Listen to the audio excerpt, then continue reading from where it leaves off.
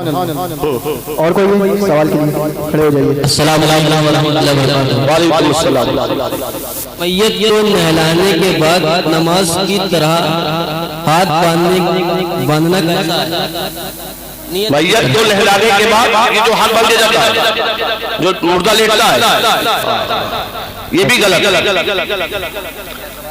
وہ جو انتقال کر جاتا ہے لوگ اس کے ہاتھ کو بالکل جیسے نہیں ہاتھ باندھ دیتے نماز پڑھتے، یہ ہوتا ہے نا، یہ بالکل غلط ہے. اتنا خیال تھا کہ وہ بیچارہ ہاتھ باندھے وہ بیچارہ نمازی کی صورت میں آپ بھیج رہے ہیں. ہمیں جو ہاتھ باندھا وہی نمازی بن گیا،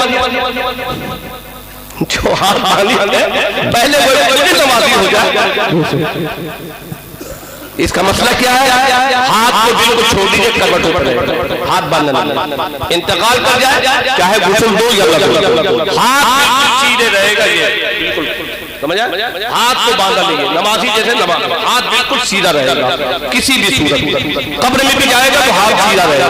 ناک پہ ہاتھ باندھنا یہ نماز میں ہوتا ہے، لہذا اس مردے سے پہلے جو زندہ ایسا ہے اس زندے کو پہلے مسجد میں آ کے ہاتھ باندھنا چاہیے.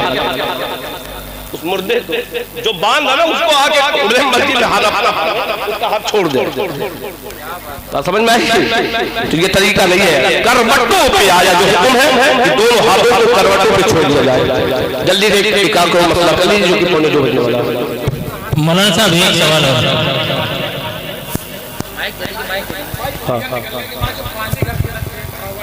ہاں ارے کیا جاتا ہے حضرت، اس کے بارے میں اصلاح کر لیجیے. اور جو نظر ہوتی ہے مطلب فاتحہ درود جو ہوتا ہے اس میں جو کھانے رکھے جاتے ہیں 40 ہی کھانے نکلیں گے، 10 ہی کھانے نکلیں گے، 20 ہی کھانے نکلیں گے، اس کے بارے میں تھوڑا سا پڑھا کے بس.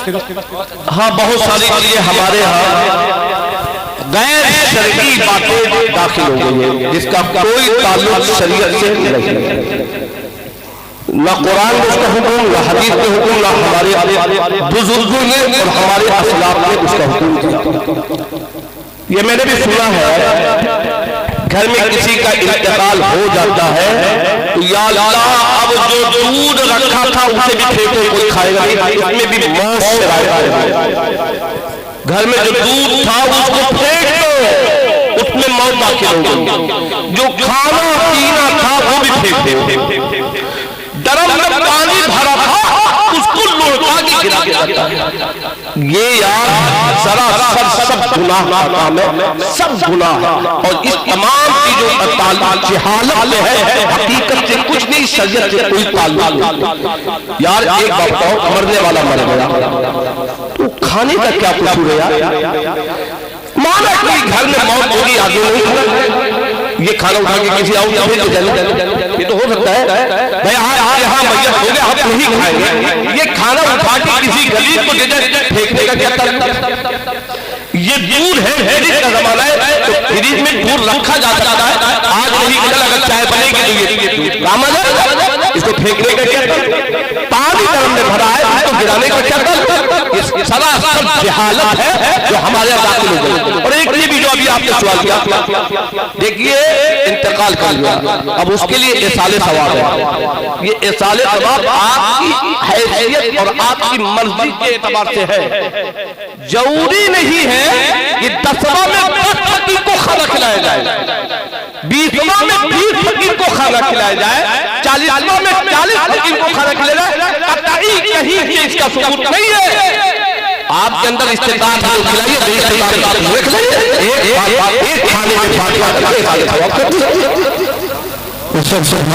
ہم یہ دیکھتے ہیں کہ رقم اتنی زیادہ ہمارے ہاں حرام ہو گئی کہ اس کے اندر استطاعت نہیں ہے. قرضہ لے کر 40واں کرتا ہے، قرضہ لے کر.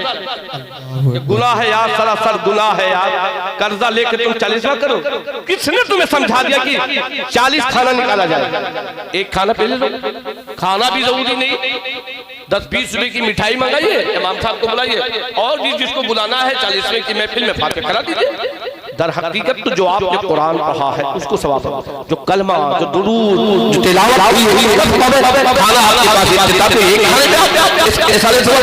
ہم نے دیکھا تو وہ حافظ جی وہ 40 دن کی تقریب کا کھانا نکالنا ضروری ہے. کس نے کہہ دیا کہ 40 دن روزانہ فقیر کو کھانا کھلائیے؟ کچھ نہیں، کچھ ارے انتقال کر گیا ہے آپ کے پاس انتقال تو آپ سوکھا راستہ اٹھا کے وارسی اسلامی دارالعلوم فیضیہ میں دنیا کے ادارے ہیں اٹھا کے آپ ایک بوری گیہوں بھی پہنچا سکتے ہیں، ایک بوری آٹا پہنچا سکتے ہیں، ایک بوری چاول پہنچا سکتے ہیں، یہ بھی ثواب ہے، لیکن اللہ کھلائے گا کھانا ہی جائے پکا ہوا دیں گے۔